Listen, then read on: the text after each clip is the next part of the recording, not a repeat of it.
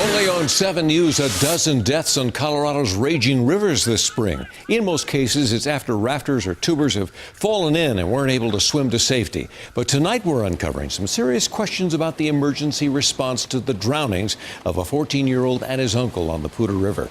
Call 7 investigator Teresa Marchetta uncovering that nearly an hour passed before the swiftwater rescue crews were dispatched to the scene.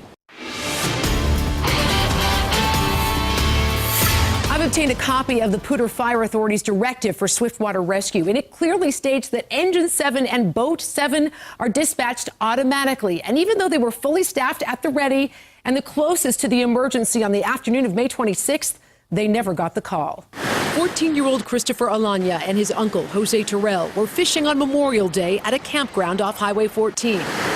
That's about 12 miles west of Ted's place. When the teen fell into the Poudre River, his uncle went in to save him, and the two were quickly swept away, swallowed by the high, fast-running water, both ultimately drowning. Several emergency response sources tell me crews were put on the alert that day. The Poudre was nearly at flood stage, dangerous for recreation and rescue. I've obtained a copy of the incident time log from the Poudre Canyon Fire District on that day. It shows the call came in for a swiftwater rescue at 11:51, but the first unit didn't arrive on scene until a full hour later at 12:51. And that wasn't a rescue crew. It was an ambulance, one of two dispatched to the scene long after the first calls for help. The log shows at that time the first engine was just being dispatched to the scene, Engine 2 at 12:46. They wouldn't arrive until after 1, nearly an hour and a half after that initial call. That's because the crew was some 22 miles and 25 minutes away from where the teen disappeared. But it wasn't the nearest rescue crew.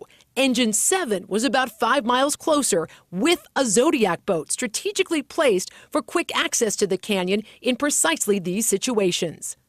The swimmers from Engine 2 searched from shore, the water determined to be too dangerous to enter except by boat.